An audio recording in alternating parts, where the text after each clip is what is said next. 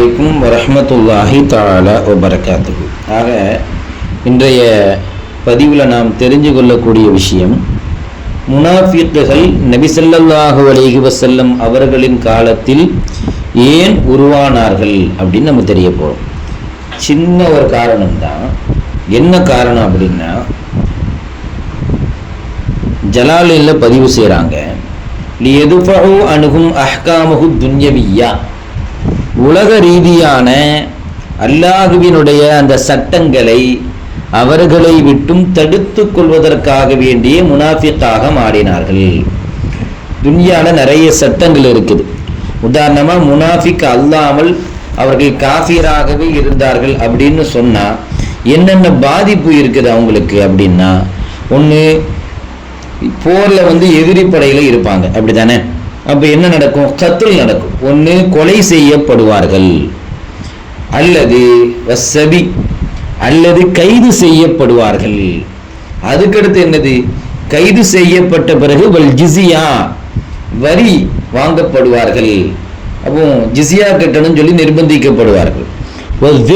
அடுத்து இழிவுபடுத்தப்படுவார்கள். ஆக இந்த கொலையிலிருந்து தப்பித்துக் கொள்வதற்காக வேண்டியும், இன்னும் ஜிஸியா கட்டுவதிலிருந்தும், இன்னும் கைதியாக மாறுவதிலிருந்தும் தப்பித்து கொள்ளணும். நம்ம காஃபிராக இருந்தால் இதெல்லாம் நம்ம மேலே பாயும். இந்த சட்டங்களிலிருந்து தப்பித்துக் கொள்வதற்காக வேண்டியே அவர்கள் முஸ்லிம்களைப் போல தொப்பி அணிந்து தொழுவைக்கும் வருவார்கள், எல்லா விஷயங்களையும் கலந்து கொள்வாங்க, தன்னை ஒரு முஸ்லீம் மாதிரியே காமிச்சுப்பாங்க. ஏன்?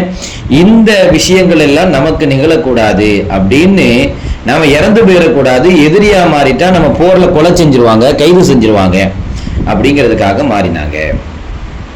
உலக ரீதியான சட்டங்களை தவிர்த்து கொள்வதற்காக. அதான் முனாஃபிக் தவிர்த்து கொண்டாலும் கூட அல்லாஹு தஆலா நபிக்கு அதை உணர்த்தி காமிச்சிருவான். அதான் கிதாபுகளில் பதிவு செய்கிறாங்க, அல்லாஹு தஆலா நபி ஸல்லல்லாஹு அலைஹி வஸல்லம் அவர்களுக்கு அதை வெளிப்படுத்தி காமிப்பான். அப்படிதான் அப்துல்லாஹ் இப்னு உபை இப்னு சலூல் அப்படிங்கிற முனாஃபிக்கு அவர் இறந்து போன பிறகு, நபியே இவர் முனாஃபிக் அப்படிங்கிற விஷயத்தை அல்லாஹு தஆலா சொல்லி கொடுத்தான்.